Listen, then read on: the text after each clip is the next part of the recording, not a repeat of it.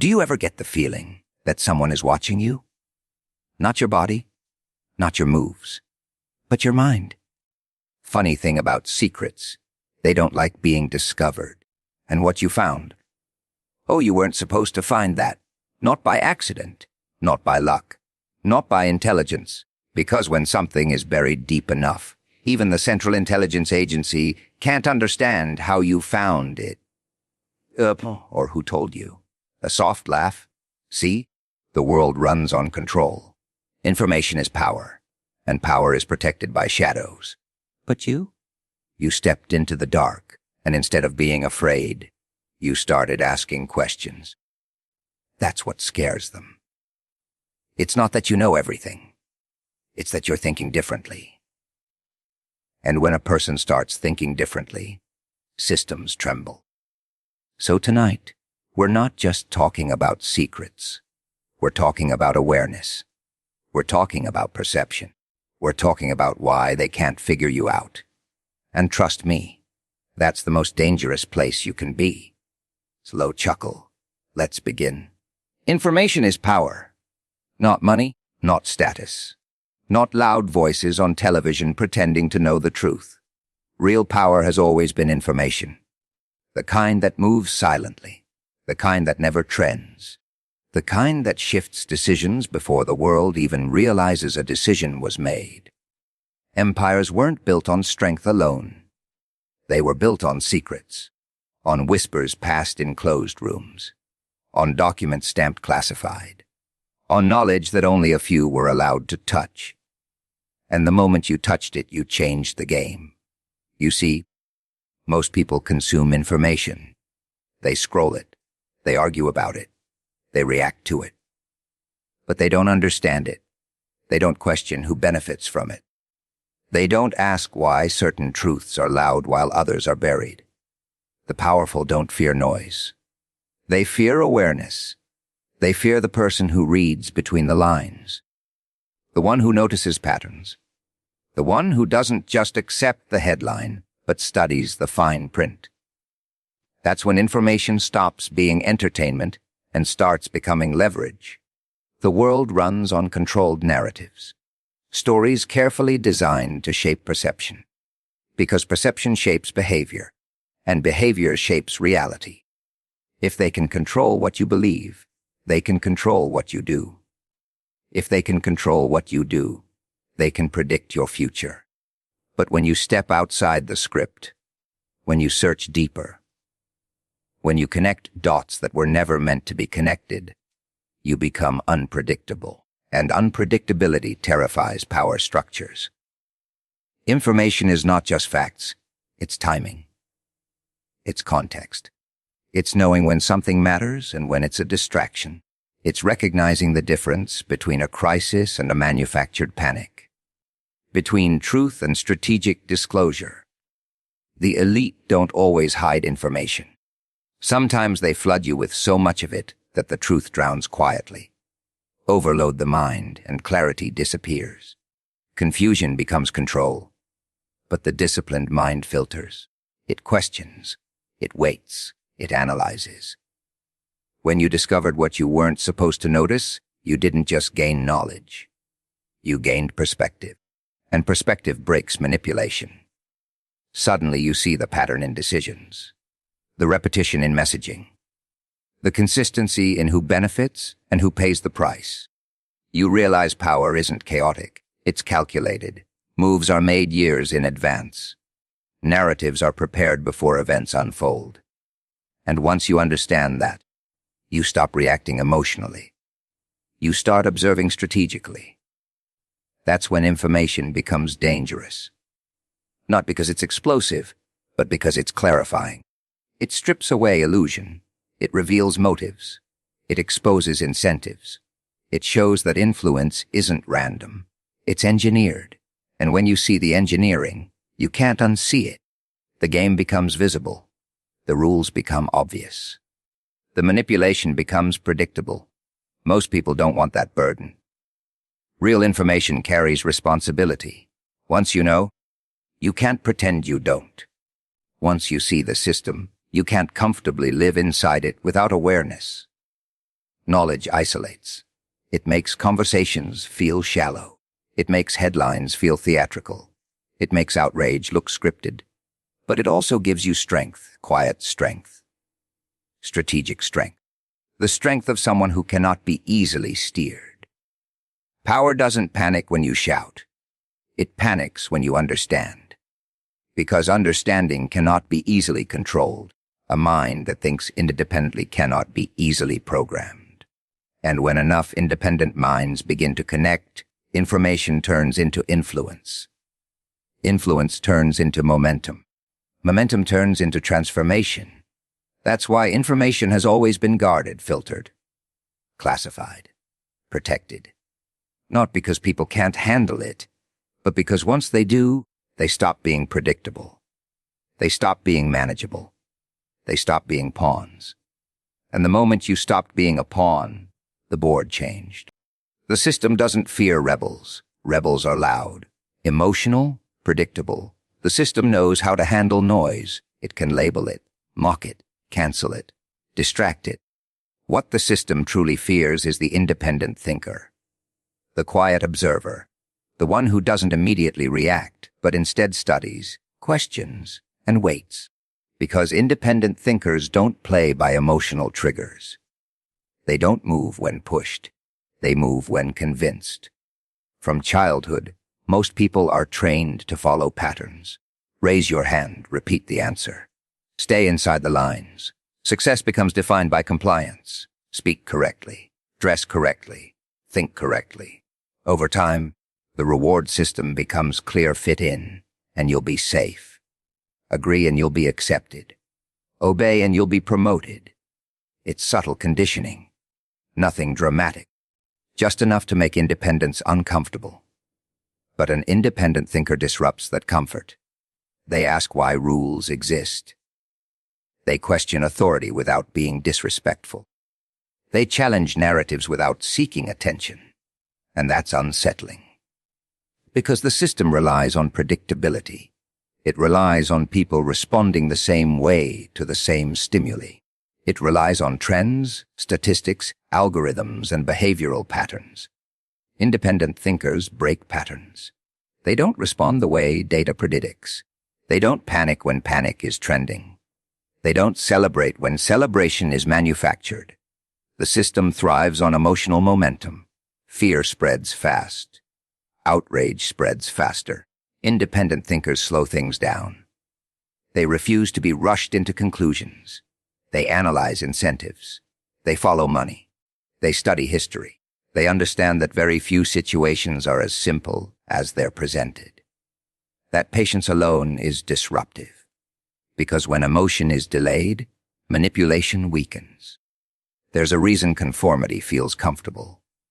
It reduces friction. When you agree with the crowd, doors open more easily. Opportunities appear smoother. Conversations feel lighter. But independence creates tension. People become defensive. They interpret questions as attacks. They mistake curiosity for rebellion. And the more calm you remain while questioning, the more uncomfortable it makes those who depend on agreement. Independent thinking isn't about rejecting everything. It's about evaluating everything. It's about understanding multiple perspectives without surrendering your judgment. The system prefers extremes.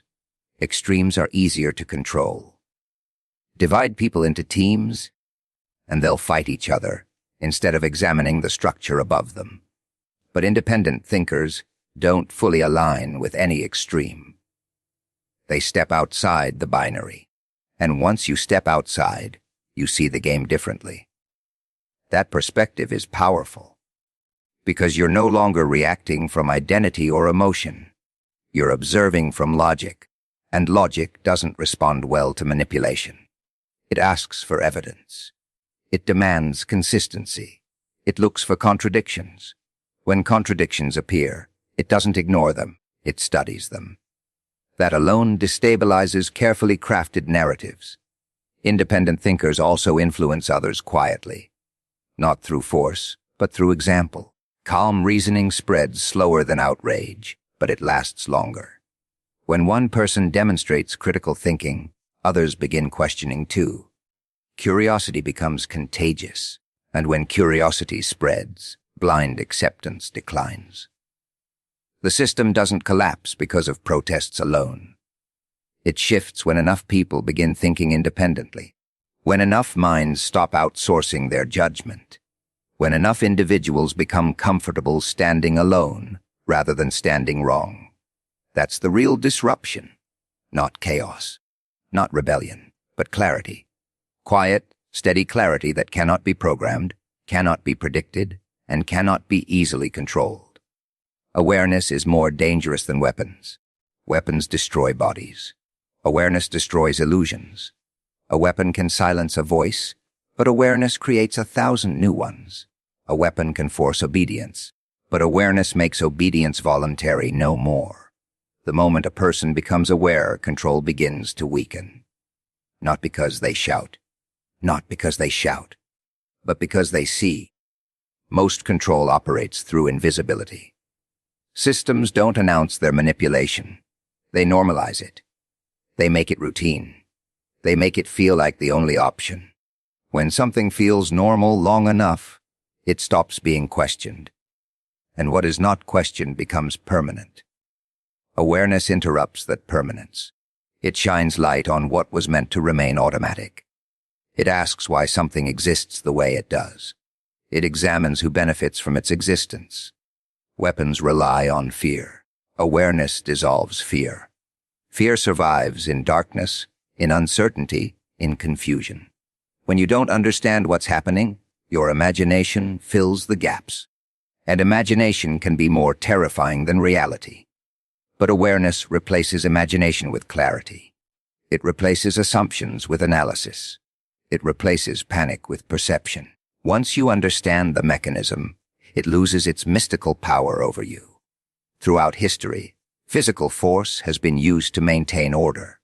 Armies, prisons, surveillance. But even the strongest force cannot permanently control a population that is deeply aware. You can restrain movement, but you cannot restrain thought. You can block communication, but you cannot erase understanding once it takes root. Awareness spreads quietly, person to person, idea to idea. It doesn't need volume, it needs resonance. An aware mind recognizes patterns. It sees repetition in messaging. It notices how crises are framed. It observes how language is chosen carefully to trigger emotion. Words are powerful tools. Change a label, and you change perception. Change perception, and you change reaction. But awareness studies language instead of absorbing it blindly. It asks why certain words are repeated, why certain details are emphasized while others are ignored. Weapons create immediate impact. Awareness creates lasting transformation. A weapon can win a battle. Awareness can redefine the battlefield. Once people understand how influence works, they begin resisting it instinctively. They pause before reacting. They verify before sharing. They question before agreeing. That pause alone is powerful. It disrupts momentum. It weakens mass hysteria. It reduces the effectiveness of manipulation. Awareness also changes identity. When you become aware, you stop seeing yourself as a passive participant. You recognize your role in sustaining systems. You realize how your attention, your purchases, your votes, your silence all contribute. That realization is uncomfortable, but discomfort is the beginning of growth. Once you see your influence, you understand your responsibility. Control structures prefer distraction over suppression. Distracted people don't need force. They police themselves. They chase trends. They argue over surface, level conflicts while deeper mechanisms operate untouched. Awareness cuts through distraction. It prioritizes what truly matters. It distinguishes between noise and signal. That clarity cannot be easily weaponized against you. The most dangerous individual is not the one carrying force, but the one carrying understanding. Because understanding cannot be confiscated. It cannot be outlawed without revealing insecurity. It cannot be destroyed without proving its power.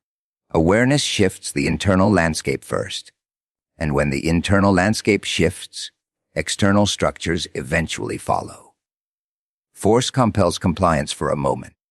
Awareness inspires change for a lifetime. And once a mind awakens to how influence truly works, it never fully returns to sleep. There's a moment that changes everything. A quiet shift. A realization. The instant you see behind the curtain and understand that what's presented to you isn't the whole picture. It's subtle at first. A small inconsistency. A contradiction that doesn't sit right. A pattern repeating too perfectly. And once you notice it, something inside you adjusts. The world doesn't look the same anymore. Most people live on the surface of things. Headlines, summaries, simplified explanations. It's comfortable there. Clean. Organized. Predictable. But behind every polished presentation, there are decisions, negotiations, incentives, and compromises. There are motives that don't make it into public view. Seeing behind the curtain means recognizing that appearances are constructed. Narratives are shaped. Images are managed. Reality is often filtered before it reaches you. When you begin to see the structure behind events, you realize how much effort goes into shaping perception. Public reactions aren't always organic. Conversations are steered. Topics trend for reasons. Certain voices are amplified while others are quietly buried. It's not always dramatic. Sometimes it's subtle, an algorithm tweak, a wording choice, a carefully timed announcement. But once you notice the orchestration, randomness feels less convincing. The difficult part isn't discovering what's behind the curtain. The difficult part is living with that knowledge. Because clarity comes with isolation. When you start pointing out inconsistencies, people become uncomfortable. They prefer stability over disruption. They prefer familiar narratives over complicated truths. Seeing behind the curtain means accepting that not everything is as simple as it seems, and simplicity is comforting. There's also a psychological shift. Before awareness, you react emotionally. After awareness, you analyze strategically. Instead of asking, "What do they want me to feel?"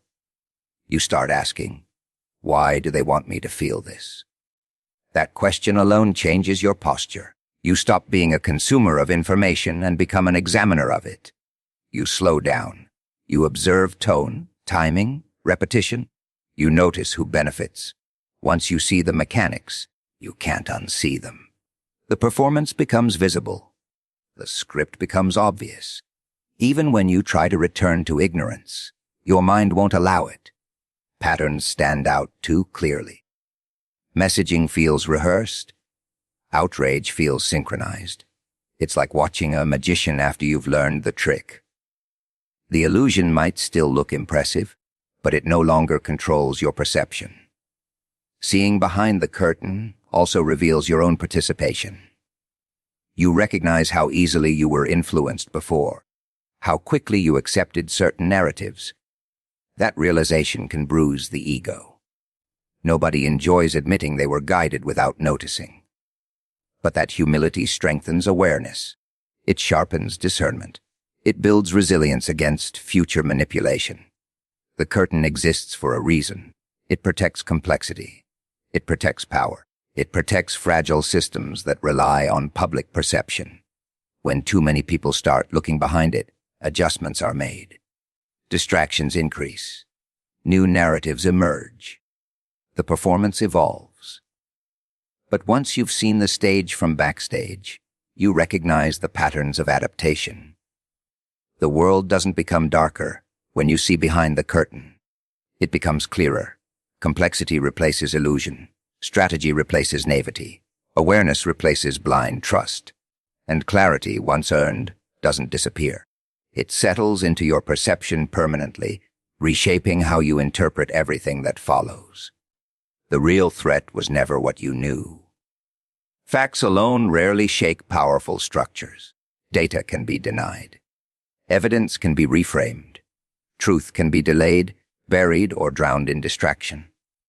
What unsettles the system isn't possession of information.